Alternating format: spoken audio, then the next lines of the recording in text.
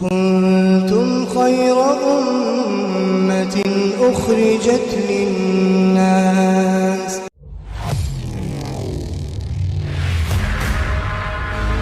پیارے دوستو اور عزیز بہنوں، ایمان کے بعد جو سب سے بڑا مسئلہ آتا ہے وہ اخلاص کا آتا ہے کہ ایمان اور اخلاص یہ دونوں چیزیں ایک دوسرے کی، جیسے کہ کسی سکے کے دو پہلو ہوا کرتے ہیں، اسی طریقے سے ایمان ہے تو اخلاص ہوگا، اخلاص ہے تو ایمان ہوگا۔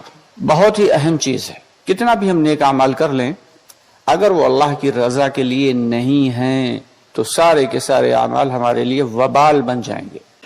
دوستو، آگے بڑھنے سے پہلے ہمارے چینل کو سبسکرائب ضرور کر لیں اور ہماری ویڈیوز کو زیادہ سے زیادہ لوگوں تک شیئر کریں۔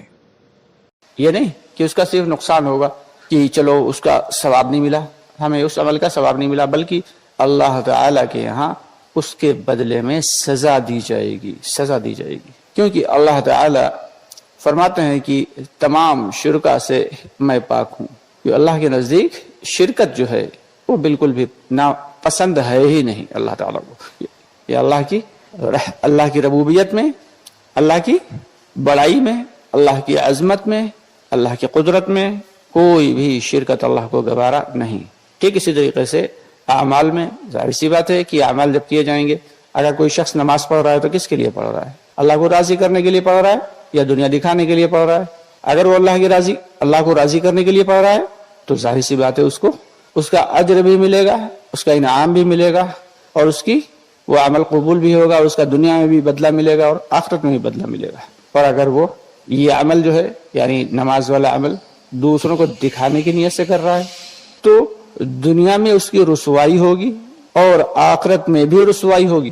اس میدان حشر میں اللہ تعالیٰ سارے کے سارے لوگوں کے سامنے جمع کر کے اسے پوچھیں گے یہ عمل تم نے کس کے لیے کیا؟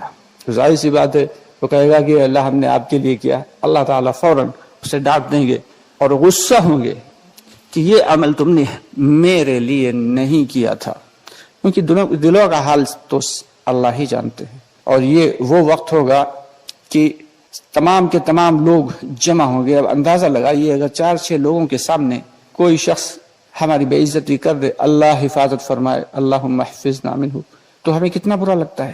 اور وہاں پہ تو ساری کی ساری امتیں، ساری کی ساری قومیں جمع ہوں گی، وہاں پہ اللہ تعالیٰ بلائیں گے اور پھر پوچھیں گے بتاؤ بھائی تم نے کس کے لیے کیا تھا؟ عمل نہیں کیا کوئی بات نہیں، اللہ چاہیں گے تو معاف کر دیں گے اور اللہ چاہیں گے تو سزا دیں گے۔ اور عمل کیا لیکن اس میں اخلاص نہیں تھا تو اللہ کے یہاں پکڑ کا ذریعہ بن جائے گا۔ اب شیطان ہمیں دوسرے طریقے سے سمجھائے گا کہ ہو سکتا ہے ہمارے اس عمل میں، ہم نماز پڑھنے جا رہے ہیں، اس میں اخلاص تو ہے ہی نہیں، چلو چھوڑو پھر نماز نہیں پڑھتے۔ دوستو، اخلاص اسی کا نام ہے کہ ہم عمل کو جاری رکھیں، یعنی کسی کو اگر دکھانے کے لیے عمل کر رہے ہیں تو وہ تو شرک ہو گیا۔ اخلاص تو یہ ہے کہ ہم عمل کو جاری رکھیں اور اپنی نیتوں کو صحیح کرتے رہیں، اپنی نیتوں کو ٹٹولتے رہیں، اللہ سے ڈرتے رہیں، اللہ سے اخلاص مانگتے رہیں۔ ایک حدیث میں آتا ہے کہ ایمان ہی اخلاص ہے اور اخلاص ہی ایمان ہے۔ پھر ایک جگہ آتا ہے کہ مخلص ہی مومن ہے اور مومن ہی مخلص ہے، یعنی اللہ کو اگر کوئی عمل صرف اللہ کی رضا کے لیے کیا گیا تو اللہ کا پسندیدہ عمل ہے، چاہے وہ چھوٹے سے چھوٹا عمل ہی کیوں نہ ہو۔ ایک شخص 1 لاکھ روپے اللہ کے راستے میں خرچ کر رہا ہے، لیکن اس میں اگر شہرت اور نام و نمود ہے تو وہ اس کے لیے پکڑ کا ذریعہ بن جائے گا۔ اور ایک شخص صرف 1 روپیہ اللہ کے راستے میں خرچ کر رہا ہے لیکن اس کا مقصد صرف اور صرف اللہ کی رضا ہے تو وہ اس کے لیے بچاؤ کا ذریعہ بن جائے گا۔ ہاں، اللہ کے یہاں بچاؤ کا ذریعہ بن جائے گا، اللہ کے یہاں مغفرت کا ذریعہ بن جائے گا۔ اللہ تو بہانے ڈھونڈتے ہیں معاف کرنے کے۔ اور دنیا میں بھی دیکھ لیں کہ کتنا بھی گنہگار آدمی ہو، کتنا ہی گنہگار آدمی ہو، لیکن اللہ تعالیٰ کیا اس کی روزی چھین لیتے ہیں؟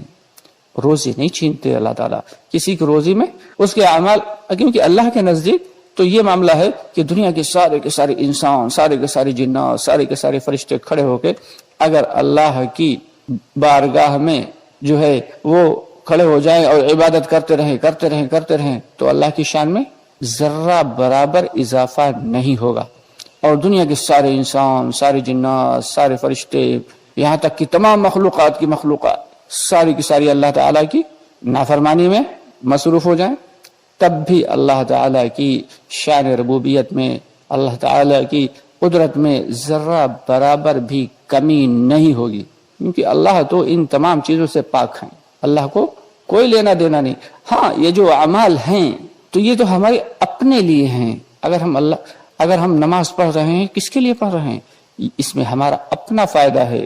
ایمان اگر ہم سیکھ رہے ہیں، ایمان کی محنت کر رہے ہیں، کس کے لیے کر رہے ہیں؟ اس میں ہمارا اپنا فائدہ ہے۔ ہمارے بہت سارے ساتھی ناراض ہو جاتے ہیں اگر انہیں زیادہ اصول اور آداب بتانے لگو کہ بھائی بے اصولی کے ساتھ کام کرو گے تو نقصان ہوگا، اصول کے ساتھ تھوڑا بھی عمل کرو گے، تھوڑی بھی دین کی محنت کرو گے تو اللہ کے یہاں قابل قبول ہوگی۔ کچھ ساتھی تو ہیں مانتے ہیں، اور کچھ ساتھی شیطان انہیں سمجھا دیتا ہے، بہکا دیتا ہے۔